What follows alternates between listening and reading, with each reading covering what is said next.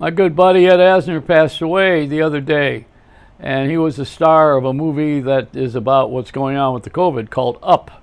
Although he did not die of that, he was a cartoon actor, in that movie. But he's in so many films. He's a great actor. I would drive around and see him at various little theaters around New York, because he did a lot of those offbeat shows, not necessarily on Broadway, although he was a big star, with Emmy Award winning with Lou Grant and Mary Tyler Moore and all that business.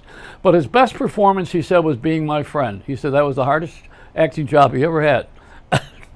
I said the other one was Roots, where he is a very liberal guy and a very easygoing, wonderful person who wanted everybody to come to the party. He was the president of SAG, and for a long time ago was involving and including people of color, other nationalities. He never thought that we should separate anybody except by talent. And he lived that way when he was president of SAG for a couple of terms. He was a wonderful friend.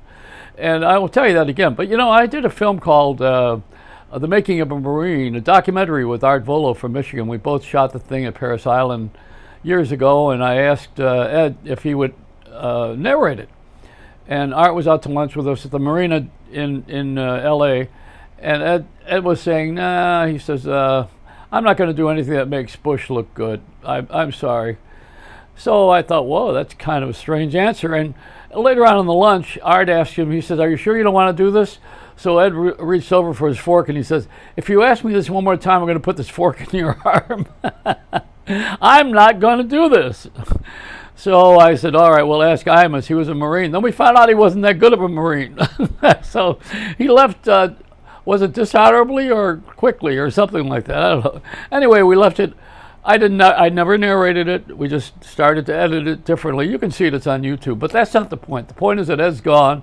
And his best role, for me, was Roots, when he was the slave driver.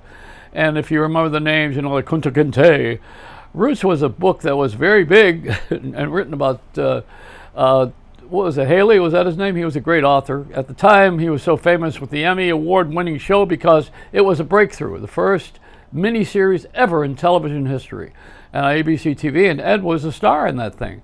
But they don't talk about that so much with him. I think they should now, because we are having inclusion. And he was always pushing for the underdog and people who were of color to get more parts. When he was the president of SAG, he was a terrific guy. And I'm going to miss him very dearly. I think somewhere he's going to be taking another lesson. See, he played God in one of his shows. I went to see that. Where was it? In Poughkeepsie, I think it was. And he was God in the play. Now he's going to meet the original. I think if they haven't already had a little talk, that's a religious thing. But anyway, I love you, Ed. I'm so sorry that you're leaving us, because you left me behind to clean up this mess. What kind of a friend are you? It's a Reynolds wrap.